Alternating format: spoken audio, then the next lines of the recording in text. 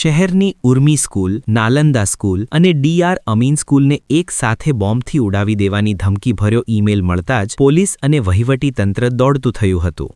વડોદરા શહેરમાં આજે ફરી એકવાર બોમ્બ ધમકીથી હડકંપ મચી ગયો છે. શહેરની ઉર્મી સ્કૂલ, નાલંદા સ્કૂલ અને ડી.આર. અમીન સ્કૂલને એક સાથે બોમ્બથી ઉડાવી દેવાની ધમકીભર્યો ઈમેલ મળતા જ પોલીસ અને વહીવટીતંત્ર દોડતું થયું હતું. અજાણ્યા વ્યક્તિ દ્વારા મોકલાયેલા આ ઈમેલ બાદ તાત્કાલિક સુરક્ષા વ્યવસ્થાઓ કડક કરવામાં આવી હતી. ધમકી મળતાની સાથે જ ત્રણેય સ્કૂલોમાં વિદ્યાર્થીઓને સુરક્ષાના કારણોસર રજા આપવામાં આવી હતી.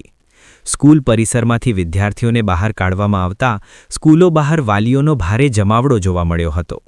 અચાનક ઊભી થયેલી સ્થિતિને પગલે વાલીઓમાં ભારે દોડધામ અને ચિંતા ફેલાઈ ગઈ હતી. ઉલ્લેખનીય છે કે અગાઉ પણ વડોદરાની અનેક સ્કૂલોને આવી બોમ્બ ધમકીઓ મળી ચૂકી છે, જે બાદ મોટાભાગે તે ખોટી સાબિત થઈ હતી. તેમ છતાં કોઈપણ પ્રકારનો જોખમ ન રહે તે માટે પોલીસ વિભાગની તમામ એજન્સીઓ સંપૂર્ણ સતર્કતા સાથે કામગીરી કરી રહી છે. હાલ ધમકીભર્યા ઈમેલની સત્યતા તપાસવામાં આવી રહી છે અને મોકલનારની શોધખોળ શરૂ કરવામાં આવી છે.